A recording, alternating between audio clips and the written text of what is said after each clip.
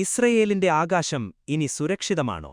ലോകത്തെ ഏതു missile ആക്രമണത്തെയും തകർത്തെറിയുമെന്നവകാശപ്പെട്ടിരുന്ന ion dome എന്ന പ്രതിരോധ വിസ്മയത്തിനു മുകളിൽ ഹിസ്ബുള്ളയുടെ ചാരക്കണ്ണുകൾ എങ്ങനെയെത്തി? പശ്ചിമേഷ്യയുടെ ആകാശത്ത് ഇന്നു മുഴങ്ങുന്നത് യുദ്ധവിമാനങ്ങളുടെ ഗർജനമല്ല, മറിച്ചും മരണത്തിന്റെ സന്ദേശവുമായി എത്തുന്ന ഘോസ്റ്റ് ഡ്രോണുകളുടെ നിശ്ശബ്ദമായ ചിറകടിയാണ്. അത്യാധുനിക റഡാറുകളെയും സാങ്കേതിക വിദ്യകളെയും നിഷ്പ്രഭമാക്കി ഇസ്രയേലിന്റെ അതീവ സുരക്ഷാ മേഖലകളിലേക്ക് ഹിസ്ബുള്ളയുടെ ഡ്രോണുകൾ തുളച്ചുകയറുമ്പോൾ തകരുന്നത് വർഷങ്ങളായി ഇസ്രയേൽ കെട്ടിപ്പടുത്ത സുരക്ഷാ മിഥ്യ കൂടിയാണ്. തെക്കൻ ലെബനനിൽ നിന്ന് നിശ്ശബ്ദമായി കുതിച്ചുയരുന്ന ഈ കൊച്ചു ഡ്രോണുകൾ വെറുമൊരതിർത്തി ഏറ്റുമുട്ടലല്ല ലക്ഷ്യമിടുന്നത്, മറിച്ച് ഭാവിയിലെ യുദ്ധങ്ങളുടെ ഭീകരമായ പുതിയ രൂപം വെളിപ്പെടുത്തുകയാണ്.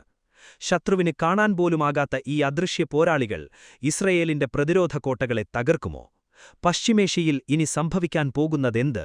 ആ സ്ഫോടനാത്മകമായ അണിയറ രഹസ്യങ്ങളിലേക്ക് നമുക്ക് കടക്കാം. ഹിസ്ബുള്ള പുറത്തുവിട്ടതായി അവകാശപ്പെടുന്ന പുതിയ ദൃശ്യങ്ങളിലാണ് ഈ ആശങ്കയുടെ തുടക്കം. ഇസ്രയേൽ സൈനിക താവളങ്ങൾ, നിരീക്ഷണ കേന്ദ്രങ്ങൾ, അയേൺ ഡോം ബാറ്ററികൾ എന്നിവയുടെ കൃത്യമായ ദൃശ്യങ്ങൾ കാണുന്നുവെന്നാണ് റിപ്പോർട്ടുകൾ. ഔദ്യോഗികമായി ഈ ദൃശ്യങ്ങളുടെ ആധികാരികത സ്ഥിരീകരിച്ചിട്ടില്ലെങ്കിലും അവ പകർത്തിയിരിക്കുന്ന കോണുകളും ആഴവും ഇസ്രയേൽ സുരക്ഷാ ഏജൻസികളെ അസ്വസ്ഥരാക്കിയിരിക്കുകയാണ്.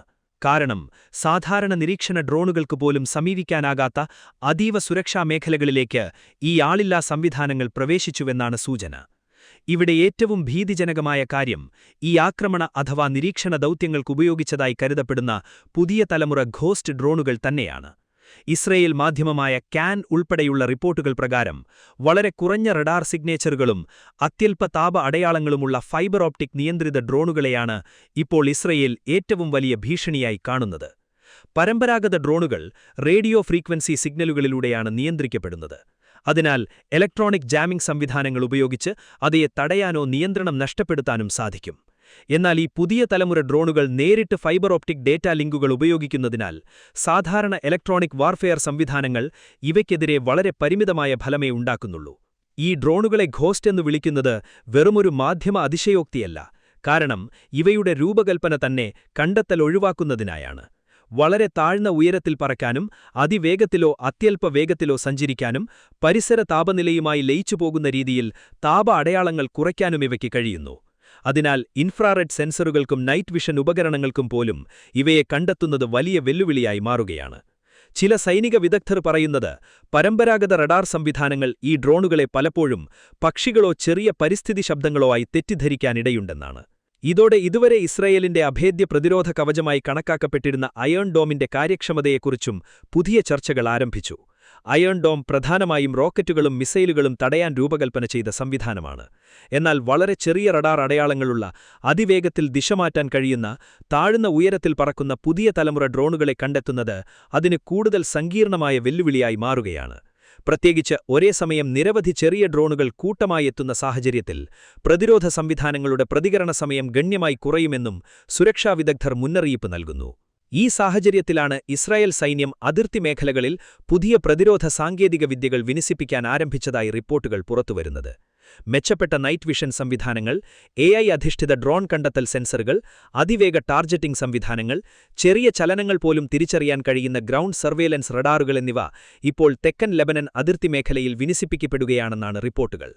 കാരണം ഡ്രോൺ ഭീഷണി ഇനി വെറും നിരീക്ഷണ പ്രശ്നമല്ല, നേരിട്ടുള്ള ആക്രമണ യുദ്ധത്തിന്റെ കേന്ദ്ര ഘടകമായി മാറിക്കൊണ്ടിരിക്കുകയാണ്. ഇതിനൊപ്പം പശ്ചിമേഷ്യയിലെ ഡ്രോൺ സാങ്കേതികവിദ്യയുടെ വലിയ മാറ്റവും ലോകം ശ്രദ്ധിക്കുകയാണ്. കഴിഞ്ഞ ഒരു ദശാബ്ദമായി ഇറാൻ അവരുടെ ആളില്ലാ യുദ്ധസാങ്കേതികവിദ്യയിൽ വൻ നിക്ഷേപങ്ങളാണ് നടത്തിയത്.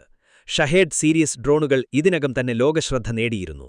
അതേസമയം ഇറാൻ വിദേശകാര്യ ഭാരവാഹിക എസ്മയിൽ ബഘേയി ഇന്ത്യ ടുഡേയ്ക്ക് നൽകിയ അഭിമുഖത്തിലെ ചില കാര്യങ്ങളും ഇപ്പോൾ അന്താരാഷ്ട്ര തലത്തിൽ ചർച്ചയാകുകയാണ്.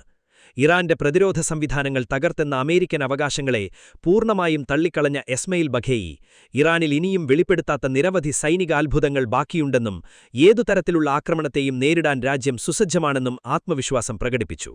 ആണവ കരാറുമായി ബന്ധപ്പെട്ട വിഷയത്തിൽ അമേരിക്കയുടേത് ഇരട്ടത്താപ്പാണെന്ന് ബഘേയി കുറ്റപ്പെടുത്തി. 2015 വ്യവസ്ഥകൾ പാലിച്ച് സമാധാനപരമായ ആണവ ഗവേഷണങ്ങളുമായി മുന്നോട്ടുപോയ ഇറാനെ ഉപരോധങ്ങൾ വഴി വരിഞ്ഞുമുറുക്കാനാണ് അമേരിക്ക ശ്രമിച്ചത്. മേഖലയിലെ ഏക ആണവശക്തിയായ ഇസ്രയേലിന്റെ ആയുധശേഖരത്തെക്കുറിച്ച് ലോകശക്തികൾ മൗനം പാലിക്കുമ്പോൾ അന്താരാഷ്ട്ര നിയമങ്ങൾ പാലിക്കുന്ന ഇറാനെ മാത്രം ലക്ഷ്യമിടുന്നത് ന്യായമല്ലെന്നും അദ്ദേഹം തുറന്നടിച്ചു. ചർച്ചകളെന്ന പേരിൽ ഇറാനെ പൂർണ്ണമായി കീഴടക്കാനാണ് അമേരിക്ക ശ്രമിക്കുന്നത്. അതൊരിക്കലും അനുവദിക്കില്ലെന്നും അദ്ദേഹം വ്യക്തമാക്കി. ഗ്ലോബൽ ഓയിൽ സപ്ലൈയുടെ പ്രധാന കേന്ദ്രമായ ഹോർമുസ് കടലിടുക്കിലെ പ്രതിസന്ധിക്ക് ഉത്തരവാദി അമേരിക്കയും ഇസ്രയേലുമാണെന്ന അഭിമുഖത്തിൽ അദ്ദേഹം അവകാശപ്പെട്ടു. പേർഷ്യൻ ഗൾഫ് മേഖലയെ ഇറാനെതിരായ ആക്രമണങ്ങൾക്ക് ദുരുപയോഗം ചെയ്തതിനാലാണ് സുരക്ഷാ നടപടികൾ കടുപ്പിക്കേണ്ടി വന്നതെന്നും അദ്ദേഹം പറഞ്ഞു. നിലവിലെ ഊർജ്ജ പ്രതിസന്ധി ഇന്ത്യ ഉൾപ്പെടെയുള്ള രാജ്യങ്ങളെ ബാധിക്കുന്നുണ്ടെന്നും ഇതിന്റെ പൂർണ്ണ ഉത്തരവാദിത്തം അമേരിക്കയുടെ ഏകപക്ഷീയമായ നിലപാടുകൾക്കാണെന്നും അദ്ദേഹം കൂട്ടിച്ചേർത്തു. അടുത്തിടെയായി ഇസ്രയേൽ കൈക്കൊള്ളുന്ന പല ബുദ്ധിപരമായ സൈനിക നീക്കങ്ങളും പാളിപ്പോകുകയാണോ എന്ന സംശയമാണ് അന്താരാഷ്ട്ര പ്രതിരോധ വിദഗ്ധർ ഇപ്പോൾ ഉയർത്തുന്നത്. അതിന്റെ ഏറ്റവും ഒടുവിലത്തെ ഉദാഹരണം ഇറാഖിലെ ഇസ്രയേൽ താവളം കണ്ടെത്തിയ സംഭവമാണ്. തങ്ങളുടെ പ്രഖ്യാപിത ശത്രുവായ ഇറാന്റെ മൂക്കിനു താഴെ ഇസ്രയേൽ പണിത ആ സുരക്ഷിത താവളം പോലും ഇപ്പോൾ വെളിപ്പെട്ടിരിക്കുന്നു.